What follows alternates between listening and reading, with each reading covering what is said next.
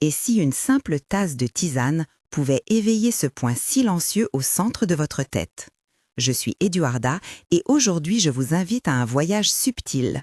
9 herbes, longtemps taboues ou oubliées, souvent appelées interdites, qui ont été associées, dans des traditions et des récits, à un réveil du troisième œil, cette porte intérieure qu'on relie à la glande pinéale. Avant d'aller plus loin, je pose une mise en garde claire et nécessaire. Rien ici n'est une promesse magique. Ces plantes peuvent favoriser des rêves plus vifs, une sensibilité accrue ou un état méditatif plus profond chez certaines personnes, mais elles ne réveillent pas la pinéale de façon garantie ni permanente. Certaines substances sont soumises à des lois strictes, d'autres peuvent interagir avec des médicaments ou être dangereuses en cas de grossesse, d'allaitement ou de troubles psychiatriques. Consultez toujours un professionnel de santé et respectez la légalité et les pratiques traditionnelles si vous cherchez un accompagnement cérémoniel. Commençons par poser un peu de science et de symbolique. La glande pinéale est une petite structure au centre du cerveau.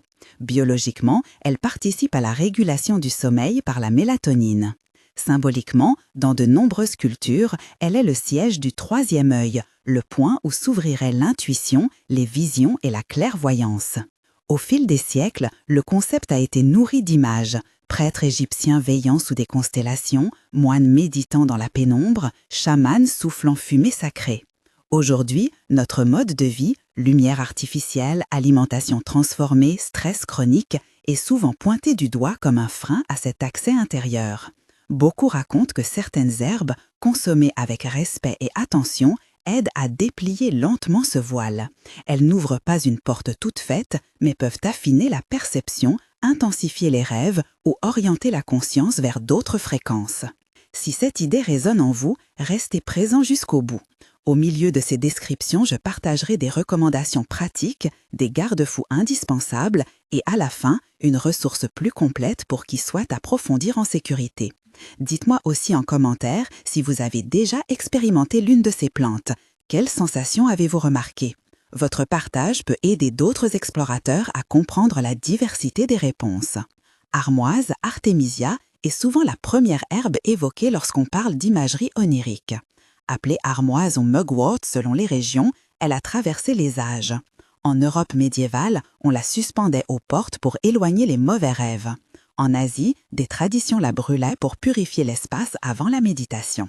Sur le plan ressenti, beaucoup rapportent que l'armoise intensifie les rêves, favorise le souvenir onirique et donne parfois l'impression d'un filet d'images plus net au réveil.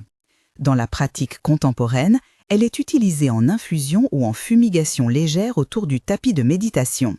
Attention, l'armoise contient des composés amers et peut être stimulante. Elle n'est pas recommandée pendant la grossesse ni l'allaitement et doit être évitée si vous prenez des anticoagulants ou avez des problèmes hépatiques.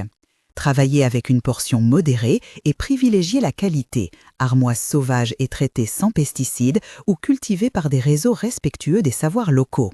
La citronnelle ou lemongrass Capim limao est plus connue pour sa fraîcheur, mais dans certaines cultures, elle occupe une place rituelle. Sa vapeur d'infusion est doucement stimulante et favorise la clarté mentale. Pour certains, elle est comme un voile qui s'allège, permettant une meilleure concentration pendant la méditation et une humeur plus ouverte aux intuitions. Traditionnellement utilisée en tisane le soir ou à la fin d'une journée de travail énergétique, la citronnelle est généralement douce, mais elle peut interagir avec certains médicaments et n'est pas neutre. Les personnes souffrant d'allergies ou de gastrite doivent procéder avec prudence. Une infusion légère avant une session de méditation, en prenant le temps d'inspirer l'arôme, suffit souvent pour ceux qui cherchent une aide subtile. Menthe et romarin, combinés ou séparément, ont un rôle ancien comme herbe de mémoire et d'éveil. Le romarin a été associé à la mémoire par les Grecs anciens. La menthe, par sa fraîcheur, recentre l'attention et nettoie les états confus. Ensemble, en infusion courte, ils peuvent offrir une sensation d'éveil doux et une plus grande présence lors d'une pratique introspective. On les utilise aussi en fumigation pour purifier l'espace. Prudence, la menthe en excès peut être irritante pour l'estomac chez certains. Et le romarin est déconseillé en cas d'épilepsie non contrôlée ou pour les femmes enceintes selon certaines sources. Ces plantes sont très accessibles et quand elles sont employées dans un cadre intentionnel, elles servent surtout de support sensoriel pour ancrer la pratique. La lavande, Alphazema, est reconnue pour ses vertus apaisantes.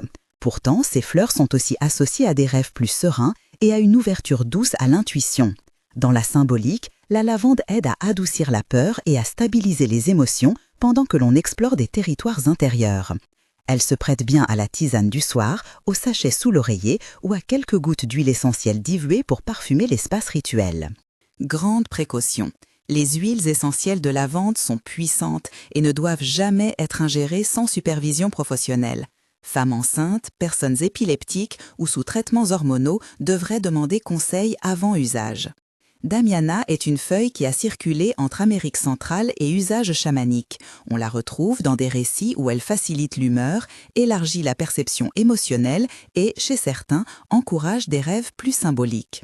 En infusion, la damiana a été utilisée comme tonique et aphrodisiaque traditionnel, mais elle peut interagir avec des médicaments et n'est pas recommandée en cas de pathologie hépatique ou chez les femmes enceintes. Pour une approche respectueuse, on l'intègre rarement tous les jours. Des sessions échelonnées, 1 à 2 fois par semaine, permettent d'observer les effets sans saturer le système. Le lotus bleu occupe une place presque mythique. Fleurs égyptiennes peintes sur des tombeaux, récits de prêtres qui utilisaient ces essences pour accompagner les méditations nocturnes. Le lotus bleu est associé à des états de rêverie douce, une sensation d'élévation et parfois de vision symbolique. Traditionnellement, il a été employé en infusion ou macéré dans des alcools pour des usages rituels, une pratique qui doit être traitée avec respect et prudence. En raison de ses effets modulateurs sur le système nerveux, il vaut mieux l'utiliser sous forme d'infusion légère, surveiller les réactions individuelles et éviter toute combinaison avec psychotropes médicamenteux. Ayahuasca requiert une section à part, car elle n'est pas simplement une plante à ajouter à sa tasse. C'est une préparation cérémonielle sacrée des peuples d'Amazonie, combinant généralement une liane porteuse d'inhibiteurs enzymatiques et une plante contenant des alcaloïdes. Pour beaucoup, l'ayahuasca a été un passage initiatique, un miroir intense de l'âme, mais elle peut aussi déclencher des épisodes psychologiques difficiles, des interactions dangereuses avec des médicaments, notamment les antidépresseurs, et des conséquences légales selon les pays. Je ne fournirai ni recettes ni mode d'emploi. Si vous vous sentez appelé à explorer ce chemin, recherchez des centres reconnus, des praticiens formés et des contextes qui respectent l'origine autochtone de la médecine, y compris le consentement et la réciprocité. Sachez que dans certains pays, des usages religieux spécifiques sont autorisés, tandis que dans d'autres, la plante est contrôlée. Informez-vous sur la législation locale et privilégiez toujours la sécurité médicale et psychologique. Nous arrivons maintenant aux 2 herbes que j'ajoute dans cette liste pour l'aligner sur le titre. J'insiste, elles sont présentées avec prudence et sans protocole domestique détaillé. La première est Calea zacatechichi, souvent appelée herbe du rêve. Originaire d'Amérique centrale, elle a été utilisée par des peuples traditionnels pour intensifier le souvenir des rêves et clarifier le contenu onirique. Beaucoup décrivent des rêves plus vifs, une meilleure capacité à se rappeler des séquences nocturnes et parfois une sensation d'éveil après un rêve lucide. En pratique contemporaine, Calea est consommée en infusion ou fumée à petite dose, mais sa légalité peut varier selon les régions et sa puissance est à prendre au sérieux. Si vous envisagez de l'essayer, commencez par des recherches rigoureuses, vérifiez la législation locale et demandez conseil à des praticiens avisés. La deuxième plante additionnelle que je propose est le gotu-kola, Centella asiatica, une option plus douce et largement utilisée dans les systèmes traditionnels asiatiques. Le gotu-kola est lié depuis longtemps à la clarté mentale, à la tonicité du système nerveux et un meilleur équilibre émotionnel. On le considère comme une herbe nourrissante pour le cerveau et la méditation. Il est souvent employé en infusion ou sous forme de complément dans des pratiques de longue durée plutôt que pour des effets immédiats et intenses. Gotu-kola est généralement bien toléré, mais comme toujours, il y a des contre-indications. Il peut interagir avec des médicaments et doit être évité en cas de maladie hépatique non contrôlée. Ici encore, je conseille la prudence et un accompagnement informé. Petite pause. Si des noms vous parlent et que vous voulez partager une expérience personnelle, écrivez-moi en commentaire. Ces retours nourrissent notre communauté et m'aident à créer des ressources plus sûres. Passons aux aspects pratiques et rituels, car l'intention et le cadre sont au moins aussi importants que la plante elle-même. Avant toute prise, demandez-vous « Quelle est ma demande intérieure ?» Cherchez-vous clarté pour un rêve récurrent, apaiser l'anxiété avant la méditation ou ouvrir un espace d'intuition pour un choix de vie. Formuler une intention claire, même en silence, oriente l'expérience.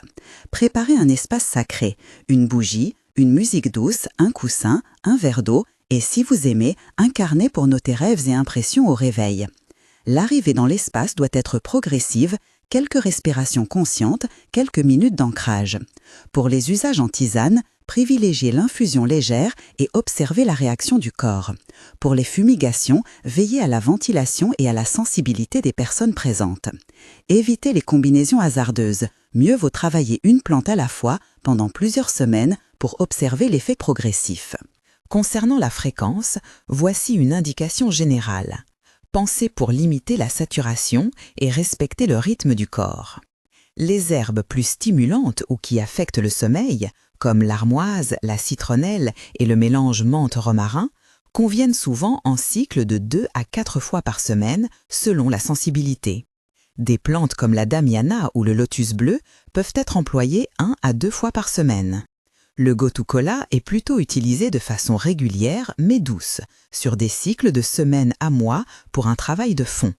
L'ayahuasca, lorsqu'elle est employée dans des contextes traditionnels, ne se consomme qu'en cérémonie espacée et sous supervision professionnelle.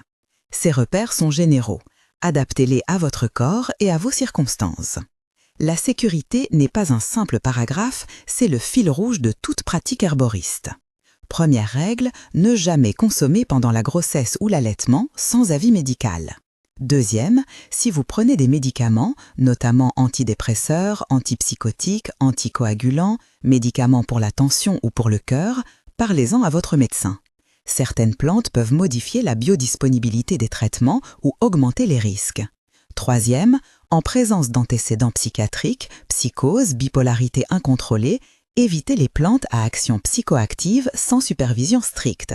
Certaines expériences sensibles peuvent précipiter des crises. Quatrième, informez-vous sur la légalité locale. Si une plante est réglementée dans votre pays, ne la manipulez pas. Cinquième, respectez les savoirs d'origine. Ne trivialisez pas les pratiques autochtones, ne vous appropriez pas de cérémonies ou d'objets sacrés sans autorisation et sans réciprocité. Les plantes viennent de territoires, de peuples et d'histoires. Elles demandent reconnaissance et soin. Sur l'éthique, beaucoup de ces plantes ont été stigmatisées, brûlées ou criminalisées pendant des périodes d'inquisition, colonisation et répression culturelle. Cela fait partie de leur histoire et mérite d'être nommé avec humilité. Lorsque vous travaillez avec une herbe issue d'un héritage indigène, cherchez à apprendre des détenteurs du savoir, soutenez les communautés locales et évitez les modes de consommation qui détournent le sens rituel. Le respect, la gratitude et la transparence sont des gestes rituels aussi importants que la tasse de thé. Quelques signes pratiques pour savoir si la plante travaille pour vous. Des rêves plus nombreux et mieux mémorisés, un sentiment d'intuition qui vous pousse à noter des synchronicités, une plus grande acuité émotionnelle lors de la méditation, mais surveillez aussi les signaux d'alerte. Troubles du sommeil prolongé, anxiété accrue, palpitations, changements digestifs importants ou variations d'humeur marquées. Si l'un de ces signes apparaît, arrêtez l'usage et consultez. Pour conclure et offrir un accompagnement plus structuré, si vous souhaitez un protocole détaillé, des fiches de plantes avec précautions approfondies, des rituels encadrés et des méditations guidées pour travailler en sécurité avec ces plantes, j'ai préparé un guide complet, Code des herbes. Il compile des informations historiques, des méthodes d'intention et d'espace sacré, des suggestions de cycle d'usage et des ressources pour trouver des praticiens respectueux. Le guide n'est pas une invitation à franchir les limites légales, mais un outil pour qui veut aller plus loin en conscience. Le lien est dans la description. Si vous voulez que je développe une fiche sur une plante en particulier dans une prochaine vidéo, dites-le en commentaire. Je vous laisse avec une invitation douce, approchez ces herbes comme on approche un ancien ami, avec curiosité respectueuse, patience et humilité. La transformation intérieure que vous cherchez se construit par des gestes répétés, une écoute attentive et le respect du vivant. Que votre exploration soit sûre, éclairée et profondément respectueuse des peuples qui ont gardé ces savoirs. Merci d'avoir partagé ce moment. Prenez un instant pour respirer, notez une intention ou un rêve et revenez vers la communauté pour raconter ce que vous découvrez. Puissiez-vous trouver dans ces plantes des compagnons pour approfondir votre regard intérieur et toujours garder le respect à l'avant-garde de votre quête.